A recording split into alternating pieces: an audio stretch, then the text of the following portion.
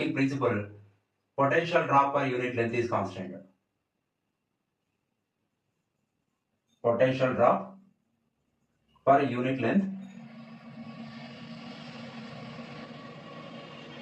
is constant. Unit length కి potential drop constant ఉంటుంది. ఈ ప్రిన్సిపల్ మనకు బాగా అర్థమైతే పొటెన్షియోమీటర్ ఈజీగా అర్థమైపోతుంది. చూడండి, పొటెన్షియోమీటర్ లో ఈ బ్యాటరీని డ్రైవర్ సెల్ అనుకున్నాం కదా. ఈ బ్యాటరీ పొటెన్షియల్ డిఫరెన్స్ ఒక 10 వోల్ట్ ఉంది అనుకుందాం. ఈ 10 వోల్ట్ ఉందంటే మీనింగ్ ఏంటి? Positive terminal potential 10 volt, negative terminal potential 0 volt. Potential difference 10 volt ఉంది.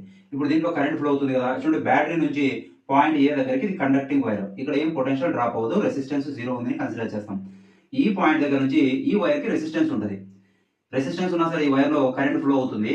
ఓకే, అలా అవుతున్నప్పుడు పొటెన్షియల్ డ్రాప్ అవుతూ వస్తుంది. పొటెన్షియల్ డ్రాప్ అవుతూ చివరికి ఏం కావాలి? బి అనే పాయింట్ దగ్గరకు వచ్చేసరికి ఇది నెగిటివ్ కనెక్ట్ చేశాం కదా, 0 అయిపోవాలి. చూడండి, ఫర్ ఎగ్జాంపుల్ ఏ అనే పాయింట్ దగ్గర 10 వోల్ట్ ఉండే, ఇక్కడ నుంచి ఇక్కడికి ఒక 1 సెంటీమీటర్ ఉంది అనుకున్నాం. అర్థం అవడానికి నా నంబర్ చెప్తున్నాను. 1 సెంటీమీటర్ లెంత్ కి ఇక్కడ 10 వోల్ట్ ఉన్నది, ఇక్కడికి వచ్చేసరికి 9 వోల్ట్, 1 వోల్ట్ డ్రాప్ అయిపోయింది. నెక్స్ట్ ఇంకొక సెంటీమీటర్ కి ఇంకొక 1 వోల్ట్ డ్రాప్ అయిపోయి 8 వోల్ట్ అయింది. ఇలా ఇంకో సెంటీమీటర్ కి 7 వోల్ట్ అవుతుంది, 6 వోల్ట్ అవుతుంది, 5 volt, 4 volt, 3 volt, 2 volt, 1 volt, last time అయిపోతే ఇక్కడికి వచ్చేసరికి 0 అయిపోతుంది. సెంటీమీటర్ అవుతుందని కాదు మీనింగ్, ఈజీగా అర్థం అవడానికి. ఇప్పుడు చూడండి, నేను రాశాను potential drop per unit length is constant. Unit length అంటే 1 సెంటీమీటర్ అనుకుందాం. 1 సెంటీమీటర్ కి ఎంత పొటెన్షియల్ డ్రాప్ అయింది? 1 వోల్ట్. ఇక్కడ 1 సెంటీమీటర్ కి 1 వోల్ట్ డ్రాప్ అయిపోయింది. 9 ఉన్నది 8 అయింది, 1 వోల్ట్ డ్రాప్ అయింది. 8 ఉన్నది 7 అవుతుంది నెక్స్ట్ సెంటీమీటర్ కి. సో ఇలా